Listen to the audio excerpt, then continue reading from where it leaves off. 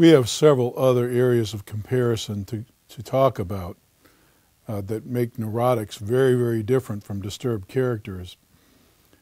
But at the risk of belaboring the point about guilt and shame and the differences on that dimension, you only have to think about these recent high-profile events that we've had and that are always going to be in the news from time to time.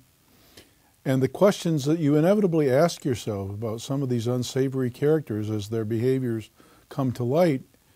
And, as many of our mothers once said, you ought to be ashamed of yourself for such things. And the question we need to ask ourselves, especially the question that the scientific and professional community needs to ask themselves, because they've been complicit in this, is why aren't they ashamed of themselves?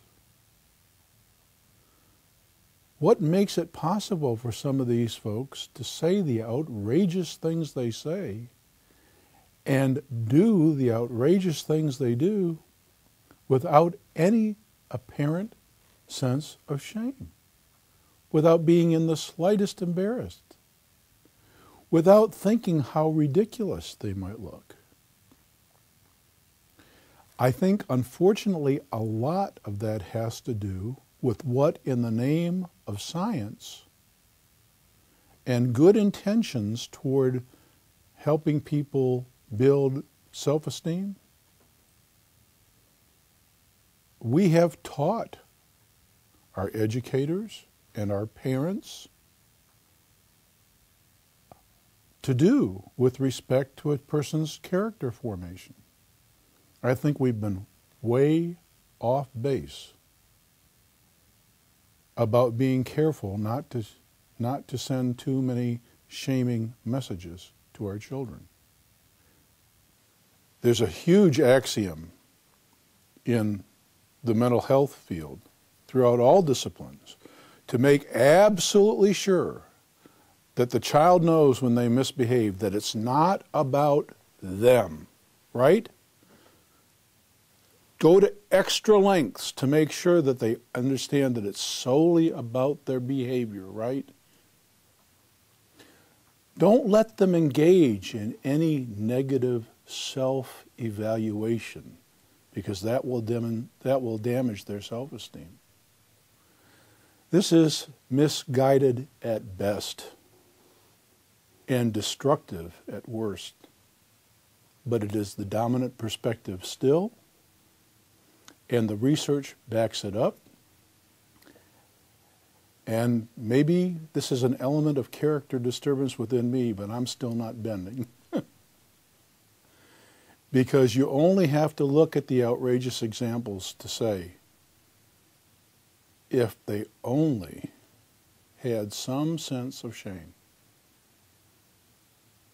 about how this even appears, they wouldn't dare do it. So hypersensitivity and excessive levels of guilt and shame distinguish the neurotic from the disturbed character. These folks have no capacity whatsoever for guilt. They simply lack the ability to feel guilty. And that defines their character and pretty well defines why they are so problematic in their relationships with other people. Along with the capacity for shame and guilt comes the difference between the neurotic and the character disturbed individual along the dimension of conscience. Neurotics have very well-developed and often overactive consciences. This is that part of us that makes us feel bad when we do something that we think falls short of a standard or violates a value or goes against the expectations of society. I know I'm making that very simplistic. I'm doing that kind of on purpose. We're not here to get into an in-depth discussion about exactly what the conscience is or what the superego is or how they're not exactly alike and how they develop. That's not the point of this. But the The neurotic individual has a very active conscience and is sometimes, many times, an overactive conscience. Whereas with the disturbed character, conscience is underdeveloped or lacking, and in some cases, once again, in the case of the worst type of disturbed character and the most extreme example, absent altogether. Robert Hare, a famous researcher in Canada, has studied and written about what we have alternately called sociopathy or psychopathy. Now the current term in vogue is once again psychopathy.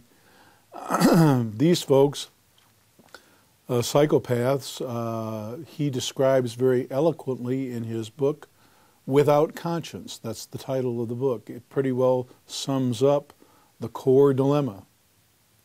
Another distinguishing characteristic that differentiates neurotic individuals from disturbed characters is the degree of internal discomfort they have with respect to what we would consider the problem behaviors or quote-unquote symptoms of their malady.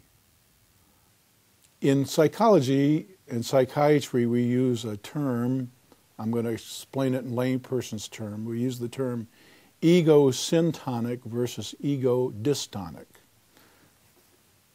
We could get into a big, to make it plain and simple, something that is ego-syntonic is something that you can kind of consciously live with. In other words, it's okay by you to see yourself behaving in a particular way or doing a particular thing or having a particular feeling. It's not unnerving to your image of yourself. It's not disquieting to your self-image. It's not ego-offensive for you to be exhibiting some kind of behavior. You're okay with it, basically. And ego-dystonic means you're not okay with it. Well, the things that most people would consider a problem for the disturbed character, they're perfectly comfortable with it. You know, their response basically to your criticisms about their behavior are, you got a problem with that? You know, you got a problem with that? I don't, you know. You might call them out for how strong they came on, or how abusive their language was, or how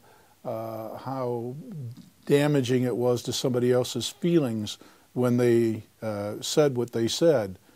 And they will defend it and basically say, well, they had it coming. They're perfectly comfortable with what they did, and they think you're off base for being uncomfortable with it. So the symptoms of character disturbance are generally ego-syntonic, which means the person's okay with it.